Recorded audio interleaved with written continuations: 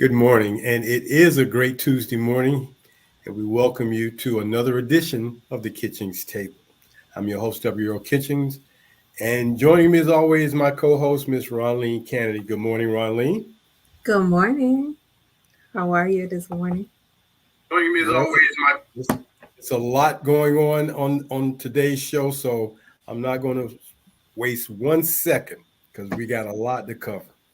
But before I do that, I want to send out two special messages. Number one, I would like to uh, send up prayers to the community of Wynert, Georgia, and Appalachia High School as they continue to deal with the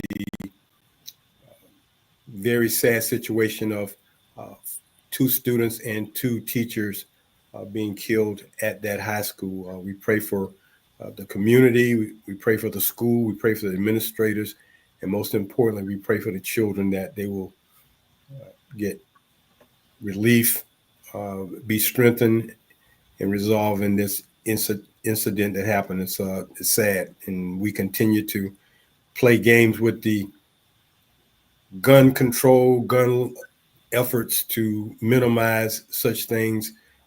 We can ban books, but we can't ban assault weapons.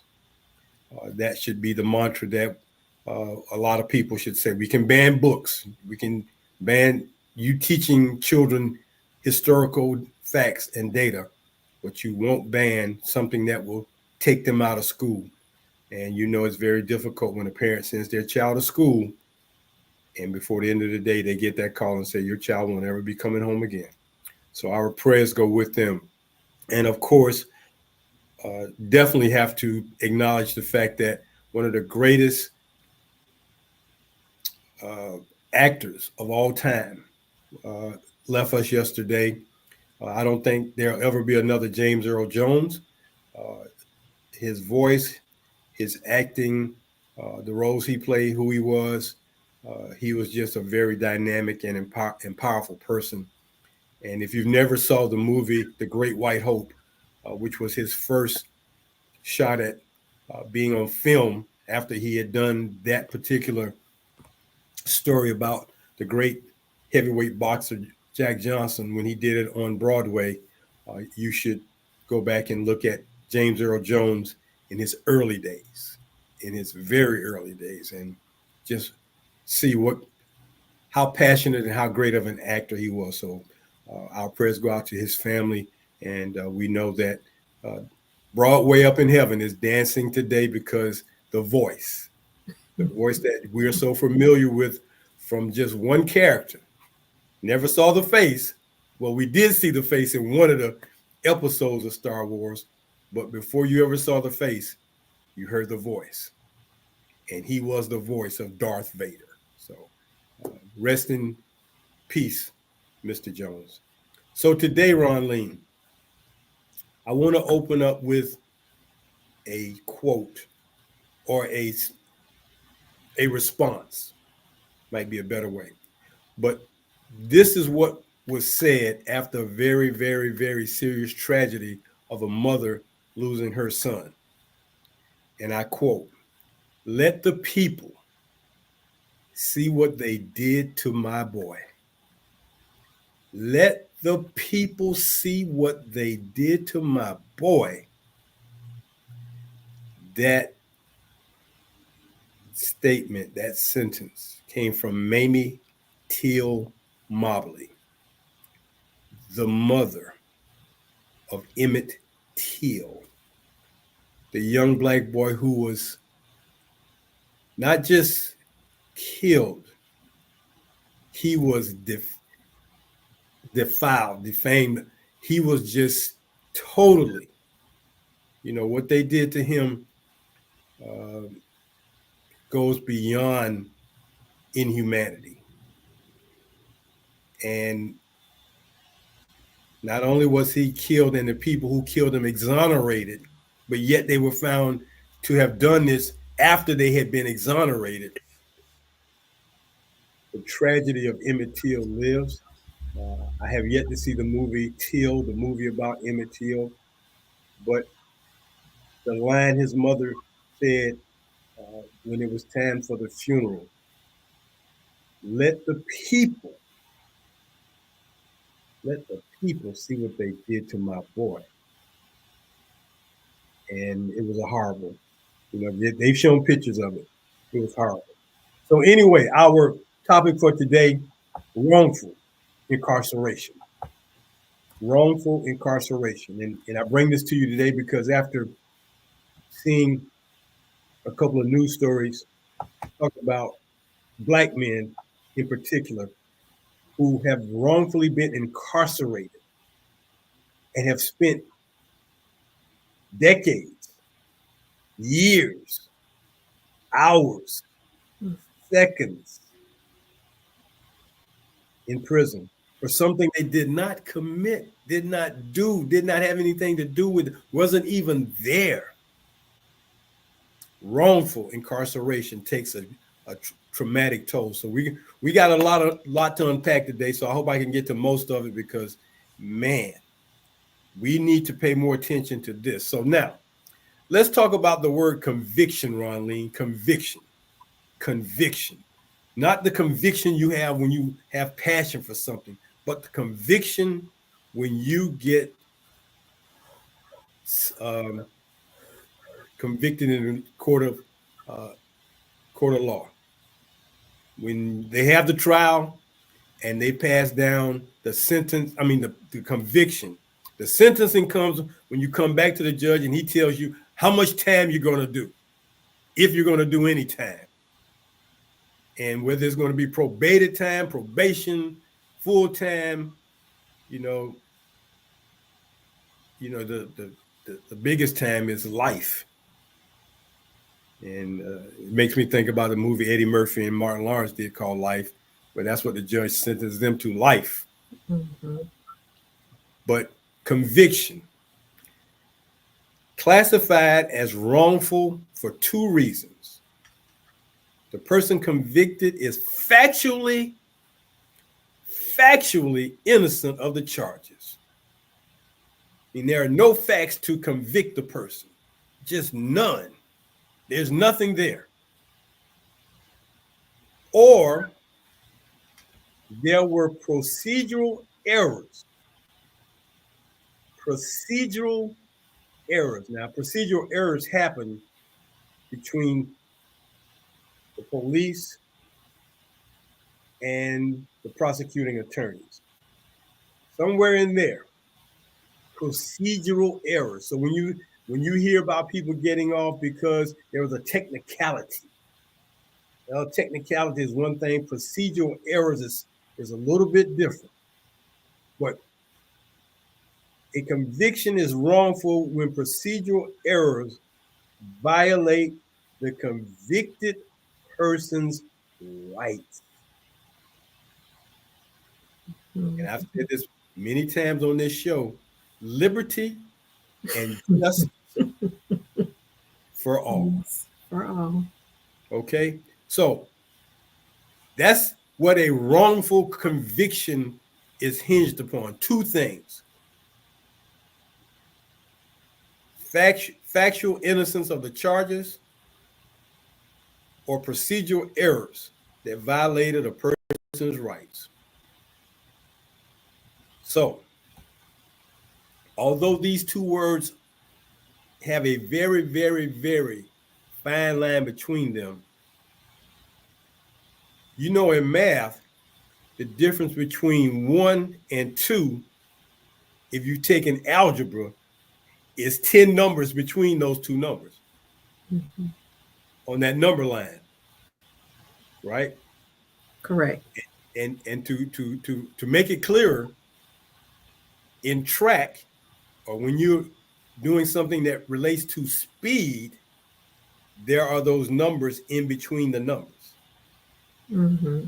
right? So 1/10 of a second, 2/10 of a second, 3/10 of a second, 4/10 of a second, on and on and on and on. So when we talk about incarceration and imprisonment, incarceration and imprisonment. So I'm going to start with imprisonment first because It's the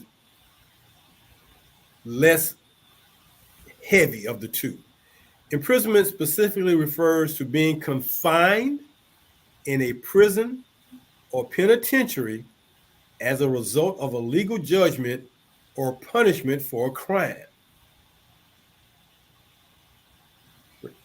Being confined in a prison or penitentiary as a result of a legal judgment or punishment for a crime. But I was wrongfully convicted. Well, we got to imprison you until they figure out what happened. Mm-hmm. Okay, we got to imprison you. So okay, you got to be confined. Okay, they say in prison. Incarceration. Mm-hmm. Say that's the broader of all forms of confinement. Confinement. And we always hear people talking about, well, think outside the box. In confinement, you're in the box. You're in the box. For those of us who may be Rick James fans, Rick James called that an L7.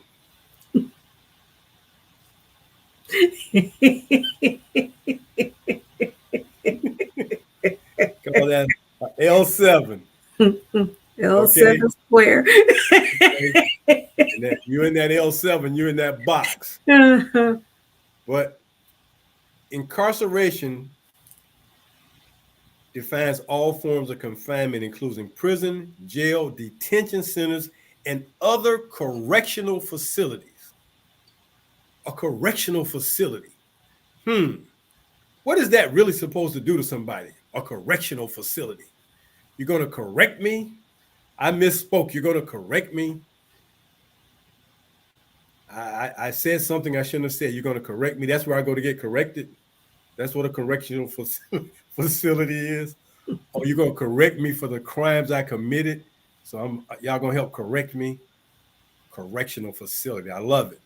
I know y'all like, this guy here comes up with some of the most intriguing things to say or correlate. So incarceration and imprisonment in general is being deprived of freedom and restricted to a confined space. Liberty and justice. If you got liberty, then there should be freedom. If you have freedom, you should have liberty. Because it goes on to say that both terms involve the loss of liberty. I don't make this stuff up. Mm-mm. Can't make it up. I just put it in the context to hopefully open eyes and give you a foundation as to where to start from. But both terms involve the loss of liberty. Imprisonment has a broader scope encompassing various forms of confinement. Okay? All this has to do with criminal justice. Criminal justice and the correctional facilities. Liberty and justice, not criminal justice, mind you, liberty and justice, fair justice, equal justice, righteous justice. And we've seen so many times as it relates, and this is, you can spin it however you want to, but the truth is the truth. Black men have a hard time sometimes getting justice. Mm-hmm. They definitely have been on the wrong end of wrongful incarceration, wrongful convictions. No facts, but you sent me to jail anyway. You don't have one fact, one shred. You say the prosecution has to prove the case. Let me tell you, they got some things, and I'm gonna cite some of those. But the next thing, Ronline, and I'm not sure if you're familiar with this, racial disparities in diversion. You familiar with that? Yes. Okay. Now, mind you, my co-host has worked in the legal field in a law office, so she's familiar with these things. So I don't have to, prep her or prompt her. She already knows. But for our viewers and listeners, diversion works reducing harmful outcomes and increasing access to social services. Studies also suggest that diversion is routinely, okay, let me go back. Diversion works, reducing harmful outcomes and increasing access to social services.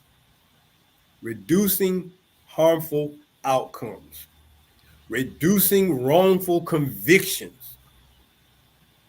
That's a harmful outcome. I don't care if it's for an hour. Hmm. And trust me, Ronline, I don't want to be nowhere near that place where those doors slam, those bars, that sound, no. Mm-mm.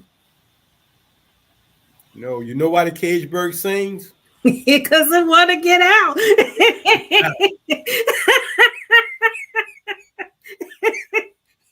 It's ready to go. Like, You free know me. what a caged bird has been accused of? What has it been accused of? Not Wrongful wanting to leave. conviction. Yeah, not wanting to get. The bird did not ask to be in the cage, No. but you put him in the cage anyway because you want to look at him every day.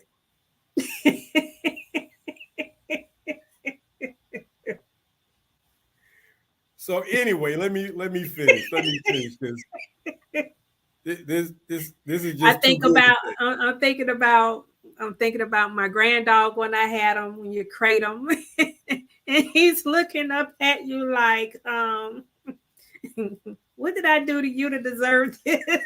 What's this for? What did I do? What did I Right. do? Mm-hmm. You've been wrongfully convicted, dog, bird, Yes. whatever. So you got to go in the cage. You gotta go I in the didn't cage. do nothing. You've been wrongfully convicted. That's what I'm saying. So I have to imprison you, confine you until I want to let you out. Mm, time to eat. Like a good dog, they'll lay there until it's time. Mm-hmm. It's Mm. amazing that a dog don't bite you when they come out of that cage.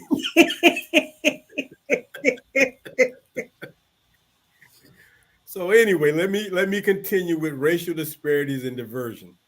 Studies also suggest diversion is routinely denied to people of color, sending them deeper into the criminal legal system. Okay, this comes from prisonpolicy.org. The research reminds practitioners that most diversion programs aren't designed around racial equity. It's not set up for people of racial complexions, color. It's not set up for you. You're not supposed to get any diversion. You're supposed to be wrongfully convicted, Mm-hmm. confined, incarcerated, and imprisoned with time. Mm. Time. Time. So, the eligibility for diversion programs, again, disproportionately made for those people of color. Uh, the criteria disproportionately excludes Black people who are arrested as youth, stopped by police generally, and jailed and imprisoned at higher rates than any other racial or ethnic group in the United States.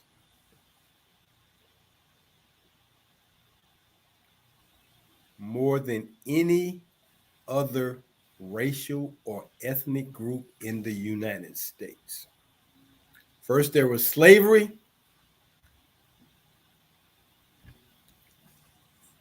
Now there's incarceration. Mm-hmm. The disparity just changed slightly.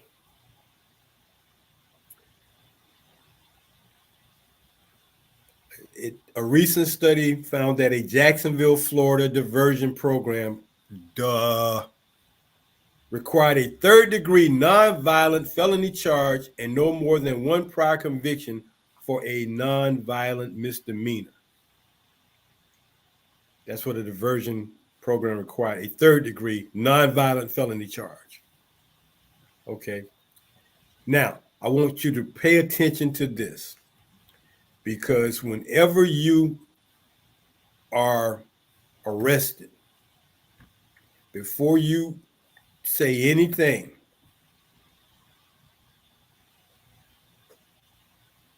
tell them you want a lawyer.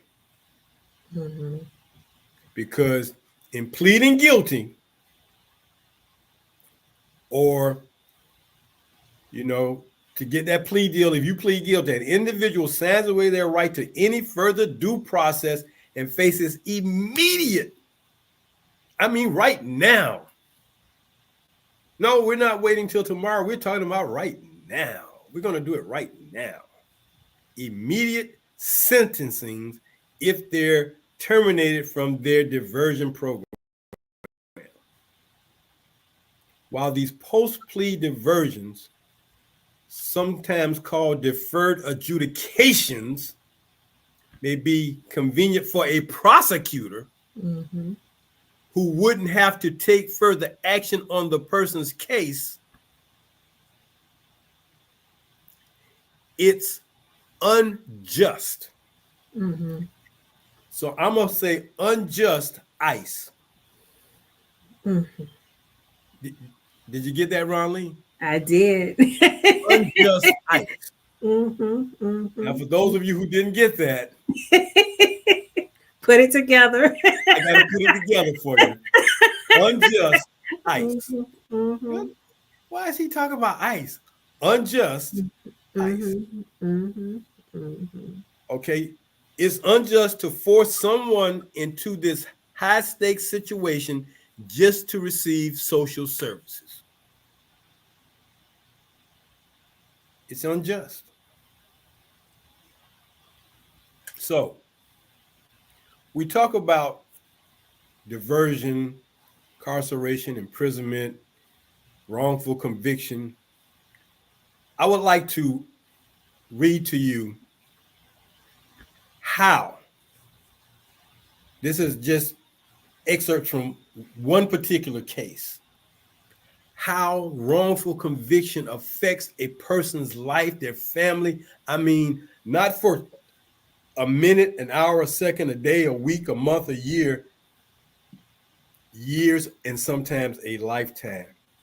Because the reason why I'm bringing this to us today, Ronline, because when I saw a report about a Black man who had been released from prison, but when he was wrongfully convicted for a crime he did not do, and he said from the time they sent him to prison till he got out, I'm innocent. I did not do this.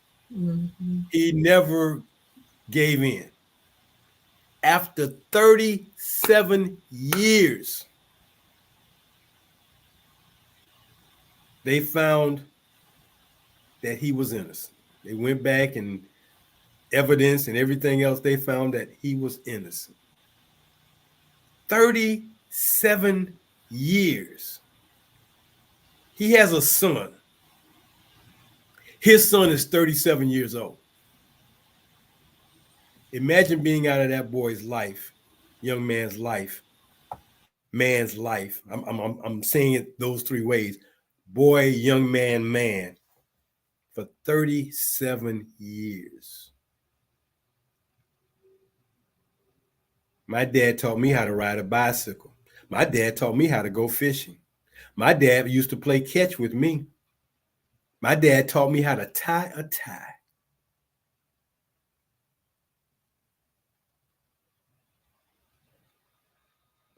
"37 years. Oh, and the justice system will say, oh, as we say in today's vernacular, my bad. 37 years. So anyway, let me read this before we get to the break. So this is a statement used in a wrongful conviction. Black man was said to have committed a crime.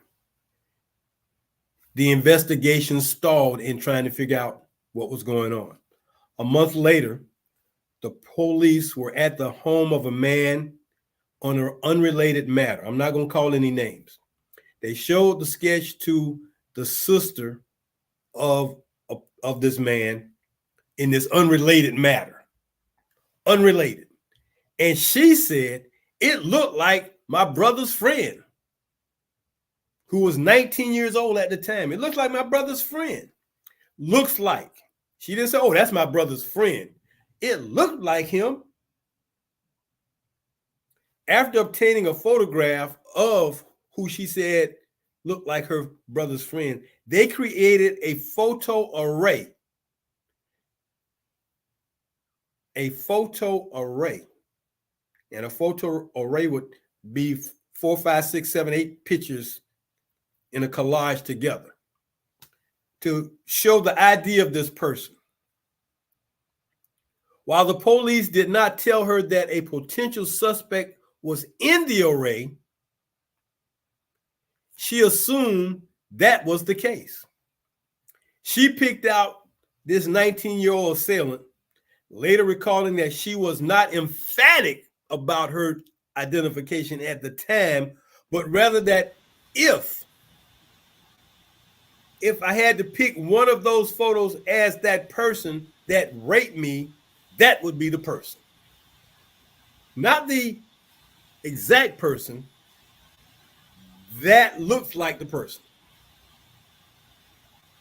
Oh, that's all we needed. Because see, the black man must have raped this white woman, because she said, oh, if I got to pick a picture, yeah, that's the one. So this person filed a petition for a writ of actual innocence. And a writ of actual innocence is a post-conviction remedy that can be filed by a person who has been convicted of a crime and sentenced. It is claimed that the person is actually innocent of the crime they have been convicted of. The writ is filed based on newly discovered evidence that proves their innocence. So this guy filed this writ of innocence with the Virginia Supreme Court in 2017. 2017. After he had been sentenced in 1975. He was convicted in 1975. He filed this writ in 2017. The state opposed the motion. Oh, no. We're not going to allow that.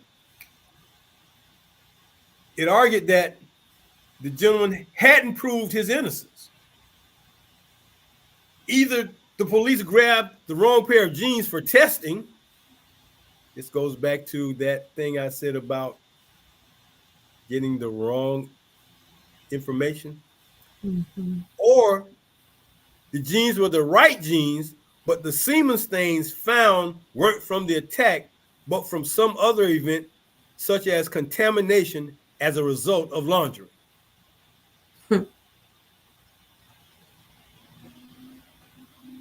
So you have evidence, but the evidence is contaminated, or it wasn't the right pair. But this man has been in prison since 1975. Contaminated evidence. Well, once it gets contaminated, oh yeah, but it's 2017. Y'all just now found out it was contaminated? What? Wow. Who was the prosecutor on that case? Because they should be fired. Yes. They're retired by now. They're retired. Man, those jeans there, wow. Some old jeans. I mean, old jeans. Those are almost some 40-year-old jeans, right? But anyway, in April 2020, the governor of Virginia signed legislation awarding the gentleman $159,535 in compensation for 25 years of, which one would it be, Ronline, imprisonment or incarceration? Incarceration. He couldn't do anything. He was in that L7 square. Couldn't do nothing. Correction. So, couldn't do anything. Couldn't do anything. Yeah. But outside of those walls. But he finally filed that writ of actual innocence. and it got him out of prison. So $159,535 comes out to, over those 25 years, $6,381.40 per year. 1975, 2017. So I did some math. I looked up what the average hourly wage was between 1975 and 2017, which from 210 to 775. So I did an average. On an average, that would be $4.67, $4.68 hourly wage, right? On an average. For a 40-hour work week, right? For a 40-hour work week, for a year, that person would have made $9,724 if all they earned was $4.67 per hour, per day, per week, per month, for the year, $9,724 times 25 years came out to be $243,100, a difference of $83,565. So even though he got that amount, they still shorted him $83,000. If he had worked and done. Okay, so let's just say he didn't work the whole time. Okay, so y'all paid him, but the amount of money has nothing to do with time. This is the Kitchings table. Every Tuesday morning at 10 o'clock, you can catch us and get some knowledge, some wisdom, some information, be entertained. Whatever you want to umbrella it as, that's who we are, because that's what we do here at the Kitchings table. I'm your host, W. Earl Kitchings. Joining me, my co-host, Ms. Ronline Cannady. And excuse her for breaking out in laughter at times, but she gets it right away, and she can't help but go like, wow. So anyway, our topic today is wrongful incarceration. I'm going to go back to my opening line that started from Miss Mamie Till Mobley. Let the people see what they did to my boy. And I say that for every wrongfully convicted Black man who has been imprisoned, incarcerated from 1 to 44 years or longer. Let the people see what they did to my boy. Because it wasn't just about an Emmett Till who was disfigured. His face was disfigured. That's why she told him, let the people see what they did to him. It was bad enough they killed him because he made a whistle or made a comment to a white woman in Mississippi when he did this.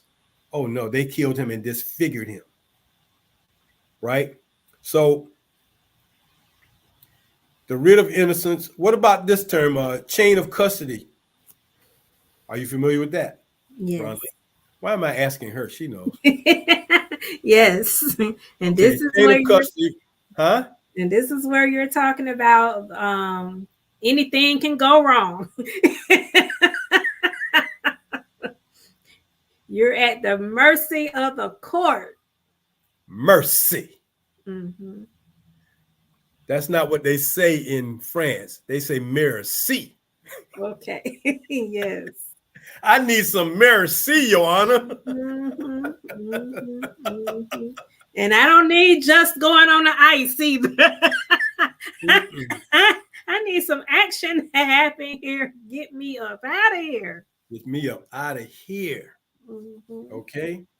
I need some just and ice. Mm-hmm. Chain of custody is a legal term that refers to the order and manner in which physical or electronic evidence in criminal and civil investigations has been handled. It involves maintaining a detailed log showing who collected, handled, transferred, or analyzed evidence during an investigation. Tampered evidence, contaminated evidence. Somebody dropped the ball and it's been contaminated. Mm-hmm. Broke the seal. Wow. We can't find, now for the prosecutors, that's when they get really upset. We can't find the evidence. What you mean you can? or when the judge say that evidence been tampered. Oh, Mm. what? But anyway, so that speaks to that. I want to give you a number. There's an organization called the Innocent Project, and they work to free innocent, prevent wrongful convictions, and create fair, compassionate, and equitable systems of justice for everyone. Since 1989, Ronline, since 1989, there have been 3,400 exonerations, according to the National Registry of Exonerations. 3,400 exonerations. So we're approaching almost 40 years. In 2029, it'll be 40 years. So we're right at about 25 years of exonerations being tracked, being documented. 3,400. So that's, a little bit over 100 a year, which is a good thing. The Innocent Project, founded in 1982 by two visionary attorneys, Peter Newfield and Barry Scheck, has been at the forefront of criminal justice reform using DNA and other scientific advances to prove unwrongful conviction. Now, here's some numbers for you number crunchers. 27 is the average age when a person is wrongly convicted. 27. What were we doing? What were you doing at the age of 27 in your life? Do you remember? Do you know? Do you know? Do you know? I was busy being a parent, getting him back and forth to school, being that taxi cab driver, which is now a luxury Uber. Okay. So Going back and 27. forth with the work, yes, and trying to pay that Okay. mortgage. So while you were doing that, somebody was being wrongfully convicted Mm-hmm. at those same ages. 44 is the average age when a person is exonerated. The average age.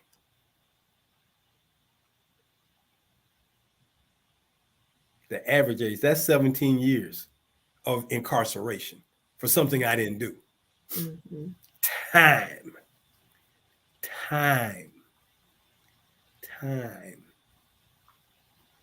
24 hours in a day. Times a week, times a month, times a year, times 17 years. How much time in an L7 where you're told what to do, what to wear, where to go, what you can do? Time. And for all those men who have served time and been exonerated for something they didn't do, for all those men who continue to serve time for something they did not do, Mm-hmm. right? For convicted felons who run around this country convicted of multiple felons and still have not served any time because they're busy trying to be in charge of the country. You get a pass. 74 is the estimated number of exonerees who have not received compensation, that $159,000, for wrongful convictions. 14 states do not have a compensation law at all. Mm. Out of the 50 states, only 36 compensate. We don't know, and I didn't look to find out how equitable that is, but 14 states don't offer. So the Innocent Project is out there working to do that.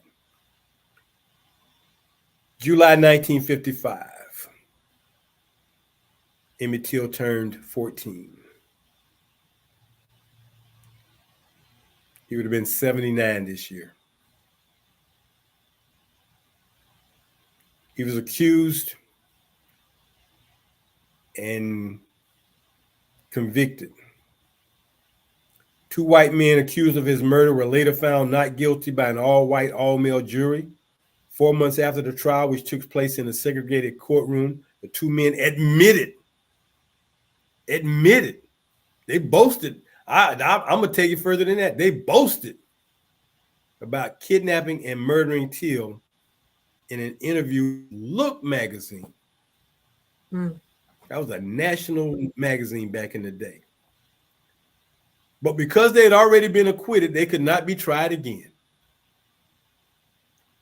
So when you know how the system works, when you have all the things lined up, you got everything lined up in your pocket. When everything you got is lined up to exonerate you, the judge is on your side, the jury is on your side, everybody's on your side, even though you know you committed a crime. That reminds me of that decades later, right? 6 decades later, Ronline, the lady who was supposedly the victim of this, admitted that she had lied and that parts of her accusation, considered mostly incendiary at the time, were untrue. She has never faced any legal consequences for her accusations against Till. Today, Black men are twice as likely to be arrested for a sex offense and 3 times more likely to be accused of rape than white men. This is from a publication called The Appeal. Now, I'm going to pair that with the fact that as I go online on X, they posted pictures of men, white men, and please don't get this twisted or misconstrue this. This is not a racial thing. This is just the facts. As they said back in that police show, Dragnet, just the facts, ma'am. Just the facts, ma'am. When you see men who are supposed to be spiritual leaders in their churches, who are supposed to be teachers of spirituality in their churches, when you see law enforcement officers convicted of sexual abuse, sexual offenses, raping, when you see these white men doing these things to white children or white young people, but yet they don't get the type of time that Black men get many times who are wrongfully convicted. One final story. Purvis Payne, convicted of a 1987 murder of Charisse Christopher and her child in Millington, Tennessee. Here's a young man who is supposed to be, has some intellectual, mental issues, but he was convicted and was supposed to receive the death sentence, but they stayed that. But he is still incarcerated since 1987. 37 years. He's been in prison. 32 years he faced execution. The injustices of what goes on in America based on numbers. And just to be clear, the percentage of Black people in a state compared to white people in a state, it's a big disparity. For instance, in Florida, 15% of the population is Black.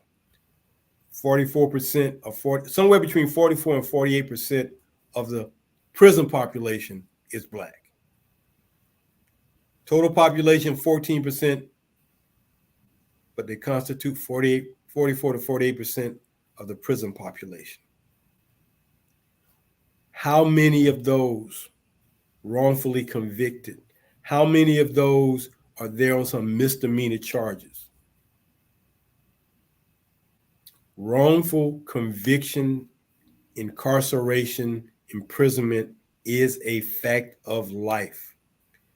Most recently, pro football player Tyreek Hill was taken out of his car because they said he was speeding and mishandled, thrown to the ground by 4 police officers who said he was speeding right outside of Hard Rock Stadium where he was going to play a football game on Sunday. He's driving a sports car, so obviously, but it didn't matter. It didn't matter. So anyway, Ronline, I'm gonna let you do your Black History moment before I give us our final thought of the day. Okay. All right. So does that final thought of the day have to do with that big number? It does. Okay. All right. So I'm going to try to make my Black History acknowledgement quick. Thank you so much for bringing that to our attention. And I do hope that we take what you brought to us seriously. I need to acknowledge 5 people. You all may know them as the Central Five or the Exonerated Five. And these are the men that were wrongfully convicted, wrongfully incarcerated for so called raping a woman in Central Park. Their names are Kevin Richardson, Corey Wise, Raymond Santana Jr., Kevin Richardson, and Yusef Salaam, known as the Central Park Five, the Exonerated Five. I also want to just post really quickly um, their successes that they have done. They have participated with philanthropy to make sure, and they're participating with the Innocent Project as well. I want us to keep everybody in mind that when you're wrongfully accused of something, we hate to be called liars when we know we're not lying. So to be in the situation to where you're wrongfully convicted, meaning that your freedom has been taken away from you, that you're receiving no justice, that's pretty bad to be. That's a pretty bad place to be. And I'm going to post where you can find more information. The report that's called Race and Wrongful Convictions that was done in the United States in 2022. Samuel R. Gross, Maurice Posley, Ken Otterbrook, Clara Stevens, Jessica Weinstock Paredes, and Barbara O'Brien for the National Registry of Exonerations for September of 2022. They did a great job of letting us know just how these disparities are in the United States alone. We know that we know that it's bad everywhere, but we're talking about the United States. So just be mindful of the things that you do and the things that you say about your freedom. Don't be so easy to give your freedom up. So that's the end of my time. Come on back, Earl. I'm turning it back over to you. Thank you, Ronline, for that information and that Black History moment. So I'd like to leave everybody with a number: 4,700. 4,700. According to NAACP records, that is the number of people who have been lynched according to their records over time here in America. That so that's only been since that organization has been around, so it hasn't been for a long period.